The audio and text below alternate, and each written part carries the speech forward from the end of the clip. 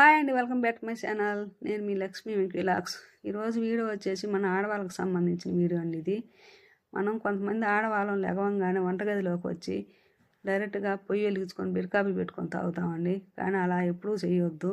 అలా బిడ్కాపీ తాగే వాళ్ళలో నేను కూడా ఒకదాన్నండి. కాకపోతే నేను చేసే పద్ధతి వేరు.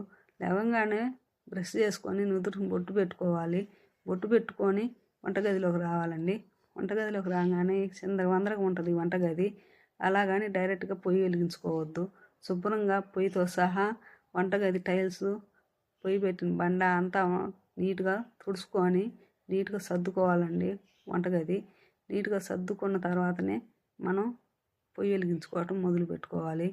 ఆ నీట్గా సర్దుకోవడంలోనే ఉంటుందండి మన పని అంతా కూడా. ఇలా శుభ్రంగా తుడుచుకోవాలి. మనం పొయ్యి పెట్టిన బండ, టైల్స్, పొయ్యి మొత్తం ఈ విధంగా తుడుచుకోవాలి.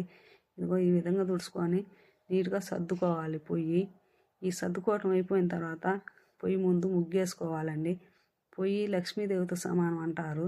అందుకని చెప్పేసి పొయ్యి ముందు ముగ్గేసుకోవాలి.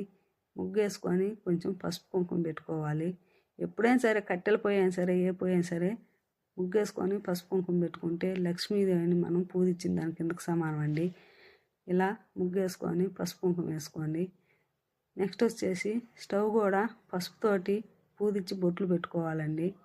ఎంతో పని కాదండి, 10 నిమిషాల పని. పొలం వెళ్ళే వాళ్ళకైనా సరే, జాబ్ చేసుకునే వాళ్ళకైనా సరే, అలానే ఇంట్లో ఉండే వాళ్ళకైనా సరే, ఎవరికైనా 10 నిమిషాల పని, ఎంతో టైం తీసుకోదు.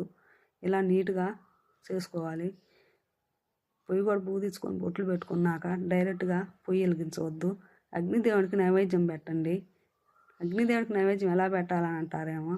ఏం లేదండి, స్టవ్ మీద 2 పాల సుక్కలు పెట్టి 4 బీపు గింజలు పెట్టి పందార పలుకులు పెట్టండి.